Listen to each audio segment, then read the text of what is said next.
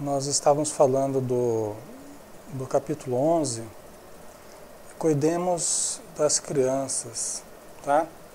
Só que nós não terminamos, né? Ficou um trecho ainda por nós terminarmos, certo? Muito bem, nós paramos aqui, ó, só para dar uma recapituladazinha. O último parágrafo nosso foi esse aqui, ó.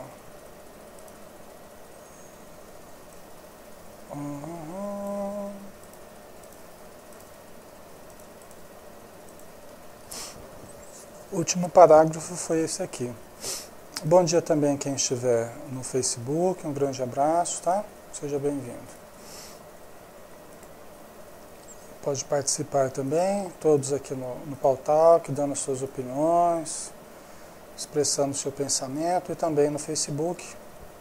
Quem quiser também abrir uma caixa de conversação conosco ali também, fica mais fácil no Facebook, pode abrir também e vai participando, dando a sua opinião. Muito bem, então ela fala assim, né? Aí deparamos fenômenos sociomorais ou psicossociais dos mais preocupantes. O exacerbamento do sexo solitário, nós falávamos a respeito disso, né? O exacerbamento do sexo solitário, né? A gente falava da masturbação e tal, que logicamente acompanha o uso da pornografia cada vez maior, né? No planeta, até em função da internet, em função do acesso mais livre e restrito, né? Hoje em dia, pela internet, então, ficou muito facilitado isso aí, né?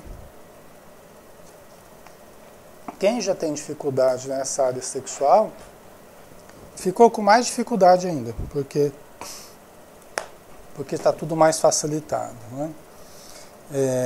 Agora, qual que é o problema, né? Até a gente falava da masturbação, que a princípio não é um problema, porque é um contato com o corpo, é uma vivência do prazer, né? É até uma autodescoberta da criança, do adolescente, à medida que vai desenvolvendo os caracteres secundários aí da sexualidade e tal. Então, a princípio, não há problema, até para a formação da identidade, né? Aprender aquilo que gosta, aquilo que não gosta, tá? Agora, o problema é que esse exacerbamento, é isso que a Teresa de Brito fala aqui, o exacerbamento, tá? Quer dizer, o demais.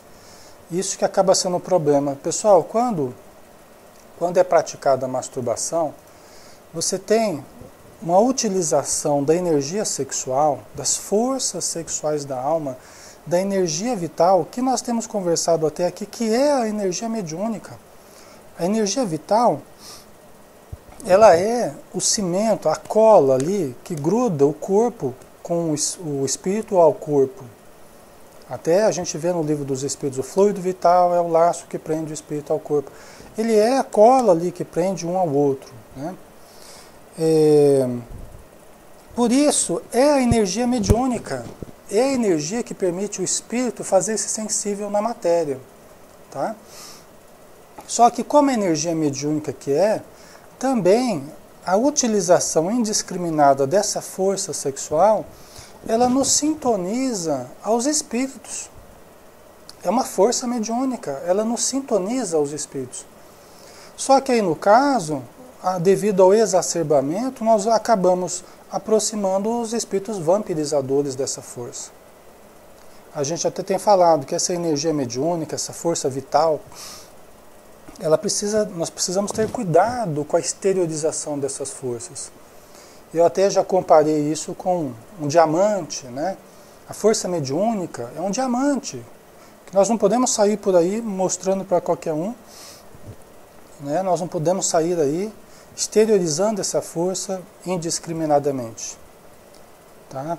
Por quê? Porque é preciso um lugar específico, um ambiente específico, né? No trato com a mediunidade eu estou falando, tá? Mas lembrando que aquele momento de prazer, de êxtase sexual, mesmo que solitário, ele mobiliza energias, ele sintoniza com espíritos, ele abre campo para a influência espiritual. Tá? Por isso, inclusive, que o Alexandre, no livro Missionários da Luz, ele fala dos lares em bases retas serem protegidos na sua atividade sexual. Por isso, os lares em bases retas serem protegidos nas suas atividades sexuais. O que não acontece nos lares em bases tortas, vamos dizer assim, né? Os lares descuidados, o casal descuidado, né? E também a pessoa descuidada, né? Não apenas o casal, mas a pessoa também, que fica ali sintonizado na sintonia da pornografia, né? Na autoerotização e tal, e acaba atraindo esses espíritos infelizes, que também viciados no plano espiritual continuam procurando pessoas para satisfazer o seu vício. O espírito Alexandre, no livro Missionários da Luz, ele fala que o sexo desequilibrado vicia tanto quanto o ópio. A gente fala das drogas, mas existe uma outra droga correndo aí, que é o desequilíbrio do sexo, viciando mais do que qualquer outra droga, e com efeitos silenciosos, mas que os espíritos dizem que é o maior produtor da loucura. Né? É o que produz a loucura, a Florzinha. E uma energia que você gasta sem ajudar os outros. Isso é verdade, Flor. Exatamente. Nós estamos despendendo altas cotas, grandes cotas de energia sem proveito real. Apenas num processo narcísico, né? Sem um proveito de fato para o nosso enriquecimento pessoal. Aí que está justamente o mal, o desperdício de energia também, né? O Dudu, o vício de uma masturbação exagerada pode levar a uma obsessão ali. É isso mesmo. Né? Assim como outro qualquer vício, né? Todo excesso vai gerar sintonia com o mal. Porque tudo que é excessivo já está saindo das linhas do equilíbrio, né? Exatamente, acaba virando um vício, né, Maria? Igual aos outros. Igual ou pior que os outros. O plasma, né, do pensamento, ele vai sendo sugado pelos espíritos, que passam a se alimentar desse plasma sutil da mente, em processos de vampirização, e começa a gerar o adoecimento. Com o tempo, né? A deterioração, o desgaste precoce e o adoecimento, dando margem a doenças degenerativas, tá? Desequilíbrios do sistema nervoso, vários deles, tá? Gerando muitas enfermidades, verdade. Tá? Na base dos desequilíbrios psíquicos, sempre houve a participação do sexo. Tá? Por isso que o Freud ele deu tanta importância para as expressões sexuais. Porque na base dos desequilíbrios psíquicos sempre houve essa participação do sexo. Junto com outros aspectos, Joel. Mas a maior causa de loucura até hoje foram os desequilíbrios do sexo. Aliás, o Alexandre diz assim que o desequilíbrio do sexo ele é responsável pelo maior número de mortes até hoje ocorrida pela humanidade. Maior do que qualquer guerra de extermínio, a ignorância em torno do sexo. Tá? As mortes prematuras, esgotamento dos órgãos, doenças venéreas. Né? Nós temos hoje a AIDS aí, fazendo inúmeras vítimas, né? E várias outras. A sífilis, gerando a loucura de causalidade orgânica, seria a única loucura praticamente de causalidade unicamente orgânica. Tá? Mas também com ascendentes morais, porque é ligado ao sexo, né? A sífilis, né? O espiroqueta de Chaldin, né? Quando atinge a massa encefálica, né? Ele começa a deteriorar. A Florzinha, no fundo, é egoísmo, né, Lê?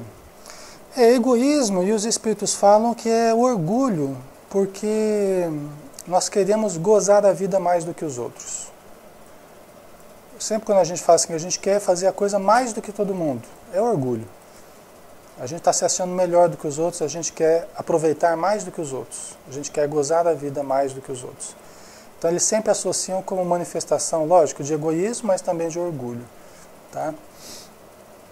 Todo vício seria manifestação de orgulho. Tá? Porque sempre nós estamos querendo fazer mais do que os outros. E fazendo mais do que os outros, a gente acaba exagerando nessa sede de nos destacar. Né? Certo? O Dudu, eu sempre me perguntei como nossos guias anjos da guarda procedem quando estamos em relação de sexo, porque eles não nos abandonam, mas senti-los nos olhando eu sempre achava meio estranho. Pode ser besteira isso, mas eu já pensei isso algumas vezes, né? Agora eu já entendo. Né? Quer dizer que eles estão ali observando a gente, seria até indiscreto da parte deles, né?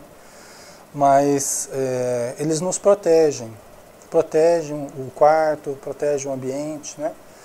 Os espíritos inferiores não, esses não têm nada de proteção, nem de discrição, nem de privacidade, não. Esses entram em qualquer ambiente. Por quê? Porque a falta de educação os caracteriza. Não é? A falta de educação os caracteriza. A falta de discrição, de tato, de respeito, de tudo. Não dá para se esperar de espíritos obsessores comportamentos respeitosos, equilibrados, educados, né? Então é diferente a coisa, né? Participam juntos, sugam as energias do casal, tá? É bom que você diga isso, porque a gente tem que andar de uma forma correta, para não estarmos assim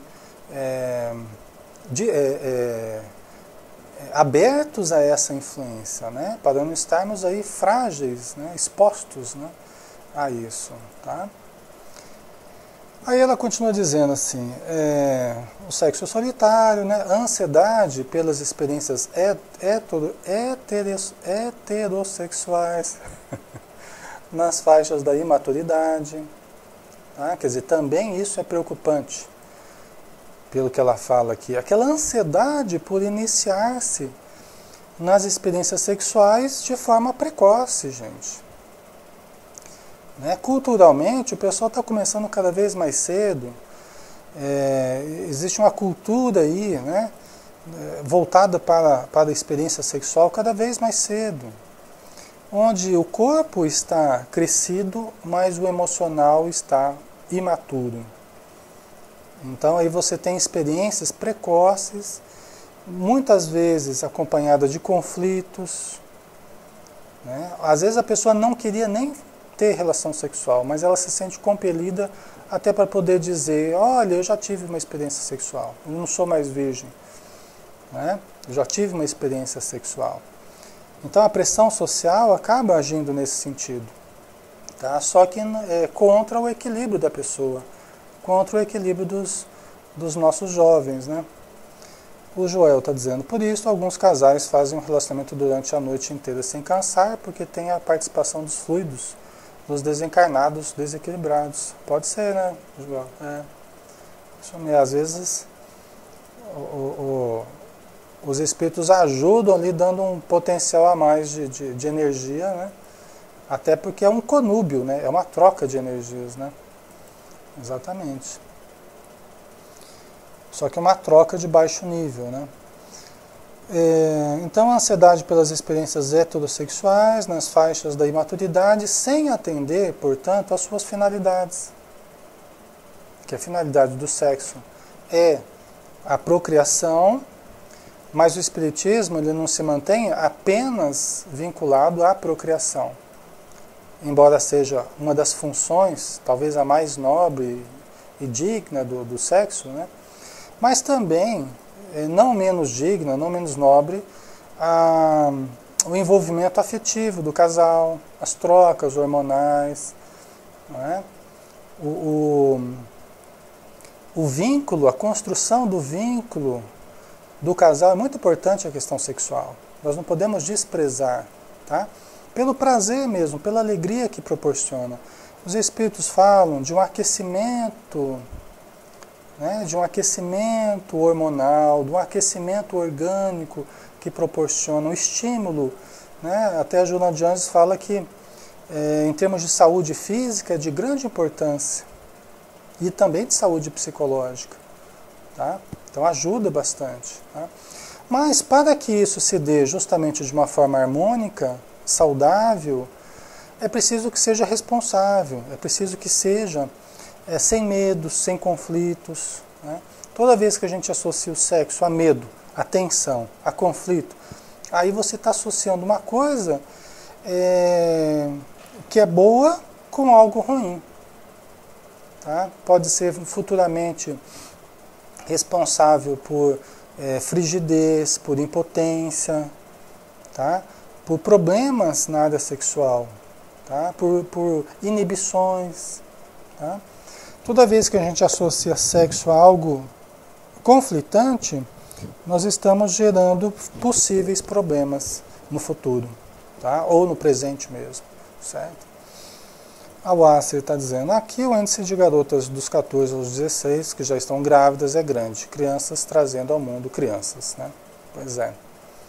Então é um problema, até a gente falava sobre isso na semana passada, né, Wasser? Então... Ok, pessoal, vamos em frente então. Vamos pegar mais um trechinho aqui, deixa eu ver o que mais ela falou aqui. Além do desinteresse pelo sexo. Isso também é preocupante. A Teresa de Brito também coloca como algo preocupante o desinteresse pelo sexo. Só que a gente falava agora há pouco que o desinteresse pelo sexo, frequentemente, foi o exacerbar da questão sexual. Tá? Frequentemente. O desinteresse advindo do exacerbar anterior, às vezes até em outras encarnações, onde se usou e abusou, e hoje vem com inibições, vem com indiferença ao sexo, com desinteresse pelo sexo, né, causando problemas, logicamente, conjugais, porque a pessoa que tem desinteresse pelo sexo, o seu parceiro muitas vezes não tem esse desinteresse. Né? E aí ele vai cobrar, e a mulher não quer, e não sei o que, né? Aquela aí já começa a gerar um conflito, já abre espaço às vezes até para separação. Essa questão sexual é causa de muitas separações aí, né? Então é preciso que esteja bem ajustado.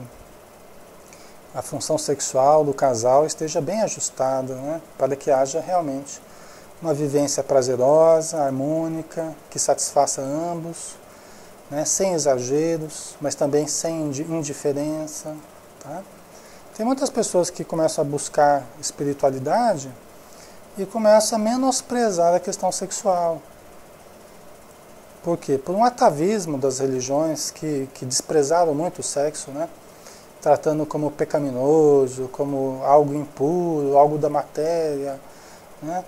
E hoje nós temos isso ainda no nosso inconsciente, nós temos no nosso inconsciente como fenômenos castradores ainda dentro de nós, impeditivos para a vivência do prazer, harmônica, né?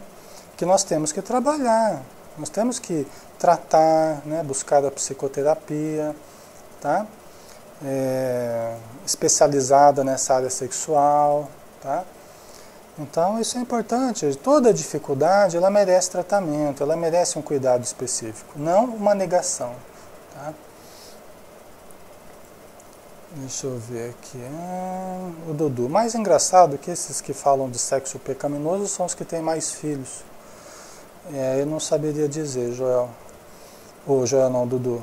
Joel, olha, e como ficam as diversas ligações feitas em múltiplos relacionamentos? Então, muitas vezes o adulto chega, né, à fase adulta, o espírito, né, encarnado chega à fase adulta, enrodilhado, enovelado de ligações mentais com inúmeras pessoas com as quais já manteve relacionamentos, né? Já criou expectativas, já se uniu intimamente, né? Na maior intimidade, tal, com dezenas, centenas de pessoas. E isso a gente observa que é responsável na fase adulta por muitos conflitos no emocional do adulto. Tá? Às vezes por sentimentos de culpa, né? Às vezes pela obsessão que continua na fase adulta, se estendendo da fase de adolescência, né?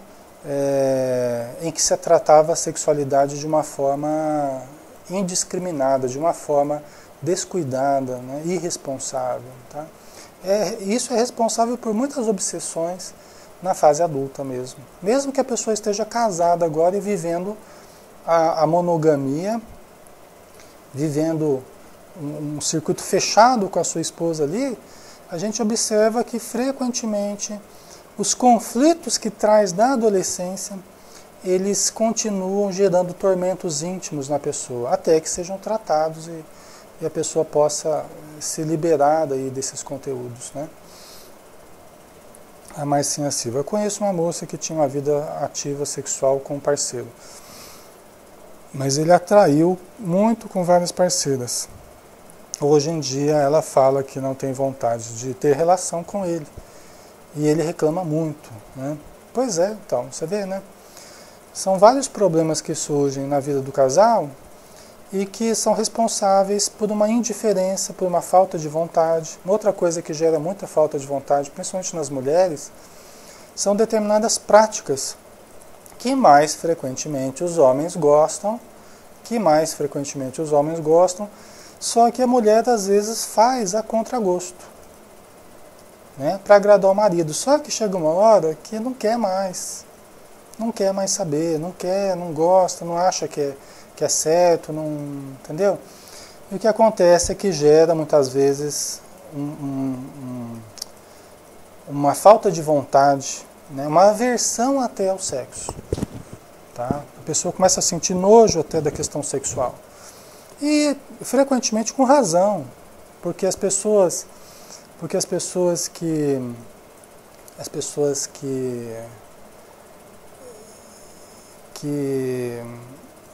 acham que vale tudo na questão sexual, até o pessoal fala assim, às vezes artistas, né, em programas de TV e tal, às vezes artistas falam, né, não, entre quatro paredes vale tudo, não sei o que, na televisão, né, mas não é bem assim, gente, não é bem assim. A Joana de Ângeles, no livro Encontro com a Paz e a Saúde, ela fala assim que há que se considerar os fatores higiênicos, pessoal. Há que se considerar os fatores higiênicos. Né? Numa parte que ela fala da questão sexual, né? O pessoal diz que vale tudo, mas não é bem assim. Tá? Nós temos que ter alguns limites, senão nós nos aproximamos demasiadamente dos animais, dos brutos. Diz o Espírito Alexandre nos Missionários da Luz que nós acabamos refossilando no charco de baixas vibrações, como se fôssemos suínos. Né? Ele usa essa imagem, como se fôssemos suínos, refossilando no charco de baixas vibrações. Só por aí já dá para a gente imaginar, né, o desvio que a humanidade está vivendo na função sexual. Então não é difícil a gente entender por que tantos desequilíbrios, por que tantas depressões, por que tantos transtornos bipolares, por que tanta angústia. Gente, não existe magia. Você vai conversar com pessoas que estão muito mal do ponto de vista emocional, sempre você vai encontrar, você investigando, sempre você vai encontrar os desequilíbrios do sexo. Você vai investigar, sempre você vê a deterioração da questão sexual. Tá? Nada é por acaso. Às vezes a gente fala assim, mas é problema da mediunidade desequilibrada, não sei o quê, porque os espíritos não deixam ela em paz. Mas você vai conversar com a pessoa, você vê que não é bem assim, não tinha nada a ver com a mediunidade, tinha a ver com a conduta da pessoa. Aí quando você começa a tratar da conduta da pessoa, no campo sexual, por exemplo, entre outros campos, aí a mediunidade vai se equilibrando. Entendeu? A mediunidade vai se equilibrando. Quer dizer, não era a mediunidade, era a pessoa, era a conduta da pessoa, que estava sintonizando com espíritos altamente desequilibrados, né?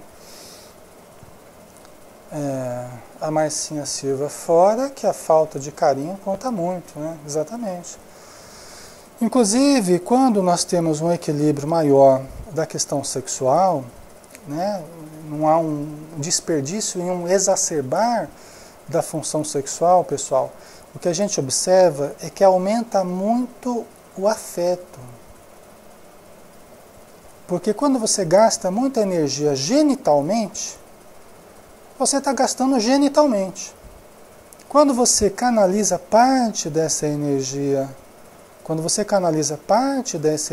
não apenas sexualmente, você permite uma certa sublimação dessa energia que sobe, passando pelo chakra cardíaco, por exemplo, despertando o afeto, despertando o sentimento, trazendo o sentimento para a área sexual.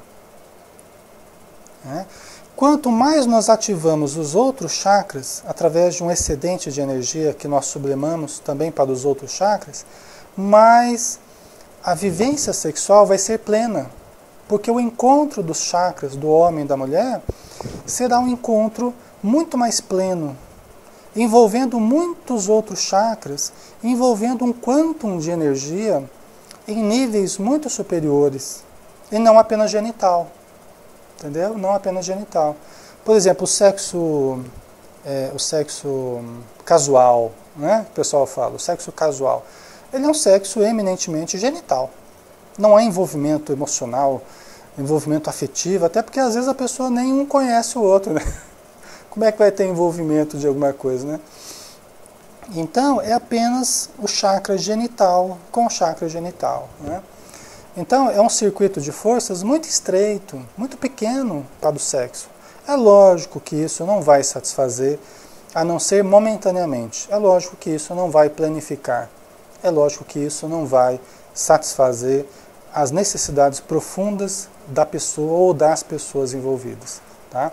Por isso que só um relacionamento maduro, em que há uma aproximação gradativa, progressiva, enriquecedora, ampla, envolvendo a vivência muito mais profunda e ampla do casal, é que vai se responsabilizar pela planificação de ambos, né?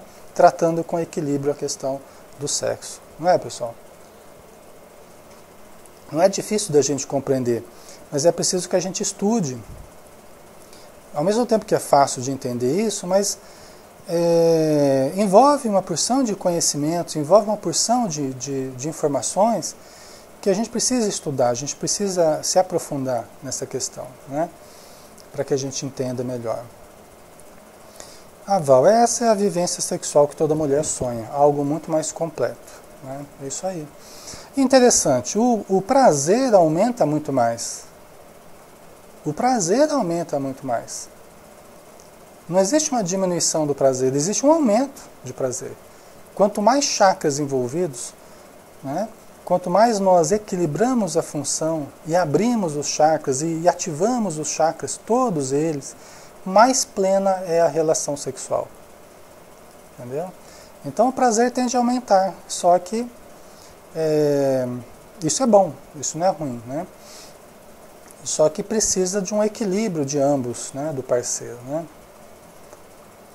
O Joel, muitas vezes o homem faz sexo enquanto a mulher quer o amor, né?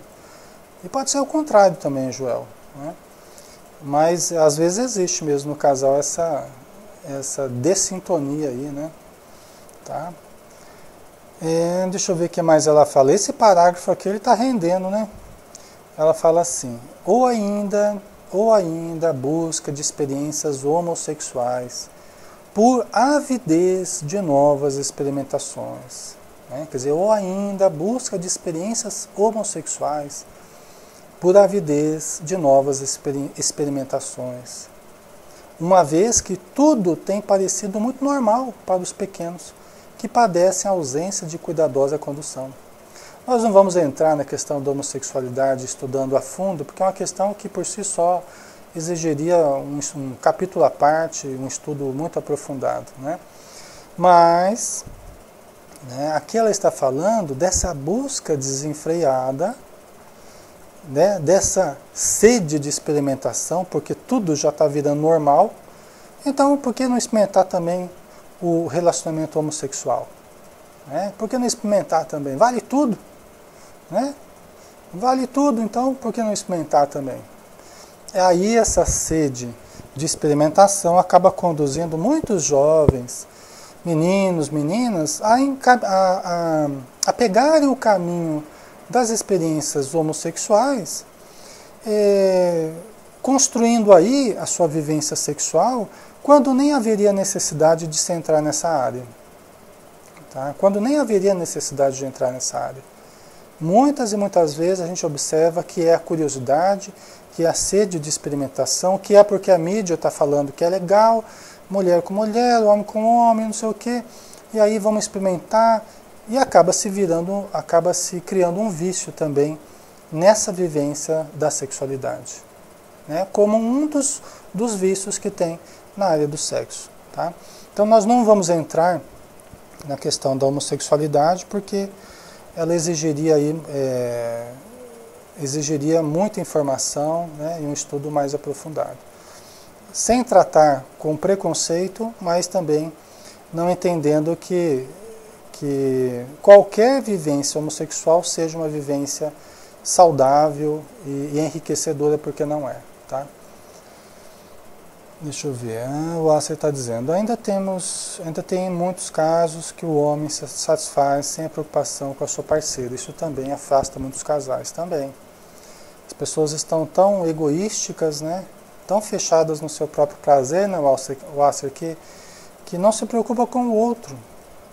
Né? A pessoa é muito narcísica. Né? Por isso que as mulheres falam assim, eu não quero aqueles homens que se acham muito bonitão, não, que não sei o quê, porque eles são extremamente narcisistas, né? E elas estão certas. Elas estão certas, porque às vezes é isso que acontece mesmo. A pessoa, ela se relaciona com ela mesma, né? Às vezes, homens e mulheres muito narcisistas, né? Eles não levam o outro em consideração. Eles não levam o outro em consideração. Eles estão muito fechados em si mesmos, apaixonados por si mesmos, né? Então, às vezes não é uma boa escolha mesmo, né? Se for muito pela embalagem, né, tanto de homens quanto de mulheres, às vezes a pessoa vai se dar mal, porque nem sempre vai ter um conteúdo, né, que realmente traga a satisfação que se deseja, né? O Joel, a TV explora muito isso, ditando que é normal. Val, hoje vemos que as meninas têm provado beijar as amigas para ver se é isso que ela quer. É lógico, né? Sempre na história houve experimentações, tanto de mulheres quanto de homens. Isso é até natural na infância, na adolescência. Sempre houve, gente. Sempre houve. Experimentações homossexuais, né? Que não chegam a ser manifestação de uma conduta que vai se manter durante a vida, mas sempre existiu isso, né? Como um momento de experimentação, um momento de descoberta, sempre existiu. Hoje mais do que antes, hoje até mais, porque hoje ganhou, né, um status aí de coisa legal, né? Ganhou status aí por causa da mídia, nesse tipo de experiência, que acaba abrindo margem aí para outros conflitos, né?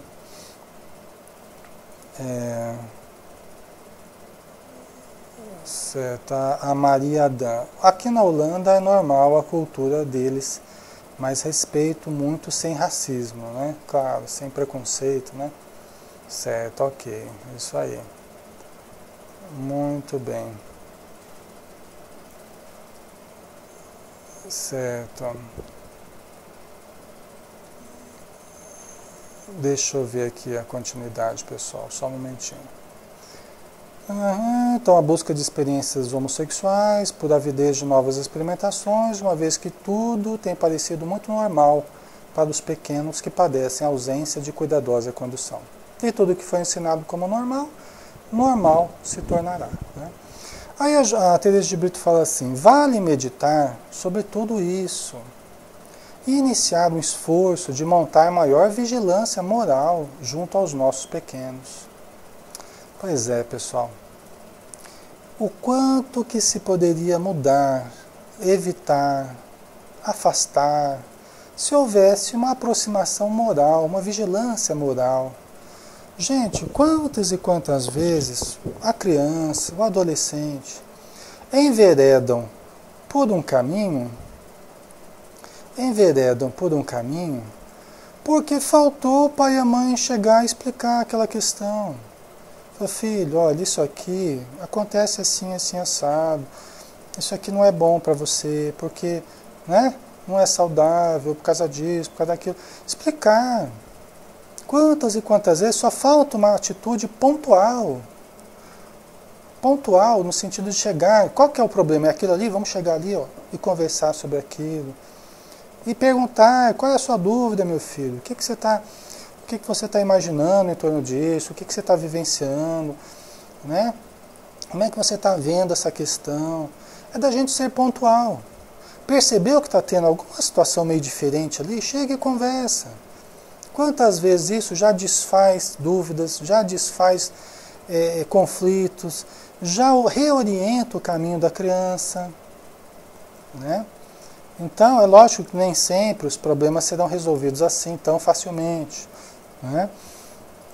Nós vamos nos deparar com dificuldades mais profundas, com questões mais complexas, eu compreendo isso.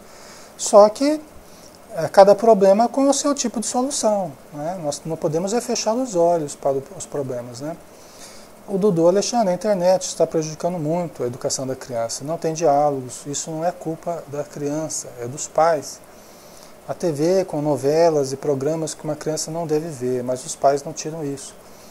É que os próprios pais estão envolvidos com isso tudo, né, Dudu? Então eles perdem a capacidade até de filtrar, até de selecionar melhor, porque eles também acham que é bom, participa junto, né? Então é um desafio para todos nós, né? Analisarmos melhor os conteúdos e filtrarmos até para nós mesmos, né? Para a gente não ser hipócrita, né? Até para nós mesmos, porque nós somos esses pais, frequentemente, que também precisamos fazer a nossa autoanálise, né? Analisar o que nós precisamos mudar, não é? Todos nós temos isso, determinadas áreas para serem revistas, né, no nosso comportamento. E quanto mais a gente tiver clareza sobre essa situação, mais nós teremos clareza para orientar os nossos pequeninos, né? Quanto mais nós tivermos a clareza para nós, mais nós teremos clareza para orientá-los, né? A Eliana está dizendo lá no Facebook, né? A TV passa muito isso, né? Coisas negativas na televisão, né? E prejudica o desenvolvimento moral, né, Eliana? Exatamente. Então nós temos que colocar um limite para as coisas, né? Um limite sereno, mas é preciso que tenhamos isso claro, né? Uma vigilância moral, tá? Não deixarmos os filhos abandonados moralmente, né? Então, continuando aqui, nós estamos quase terminando, vai dar certinho aqui para o tempo de hoje, né? Era um pedacinho pequeno, mas o assunto rendeu bastante aqui, né? A criança não pode mais ser considerada um adulto miniaturizado. A criança não pode mais ser considerada um adulto miniaturizado. Tá, pessoal? Então não dá para tratar a criança do mesmo jeito que a gente vive como adulto, estender para a criança. Às vezes tem pais que colocam a criança para ver os mesmos filmes, para ver fazer os mesmos programas e as mesmas... E não dá para a gente tratar a criança como um adulto miniaturizado. Tá? Conversar com a criança, às vezes uma conversa picante, piadas, né, de duplo sentido, tal. Não é, nós precisamos tratar a criança como criança. Não quer dizer infantilizar a criança, tratar como bebezinho, mas significa filtrar, né, as misérias humanas, como diz a Teresa de Brito, para que a criança tenha o direito de ser criança, na época em que ela é criança. Tá? Isso é muito importante, né? É, na verdade, um espírito eterno, recomeçando no mundo nova escalada de progresso. É interessante, parece até contraditório, né? É um espírito eterno. Aí fala assim, não tratemos como um adulto miniaturizado. Mas por quê? Não é um espírito eterno? Um espírito já vivido, maduro, não sei o quê. Tá, na essência é. Só que ele está passando pela fase da infância. Tá? Olha a importância da infância, da adolescência. Nós não podemos querer pular etapas, né? Mesmo que é um espírito já vivido, um espírito, não é? Às vezes até que já aprontou bastante, mas nós não vamos pular etapas. Nós temos que respeitar a estruturação da identidade nessa encarnação. Nós estruturamos, como diz a Joana de Anjos, uma nova identidade nessa encarnação. Nós trazemos sim uma identidade do passado, enquanto espíritos imortais que somos, mas nós estruturamos a identidade dessa encarnação.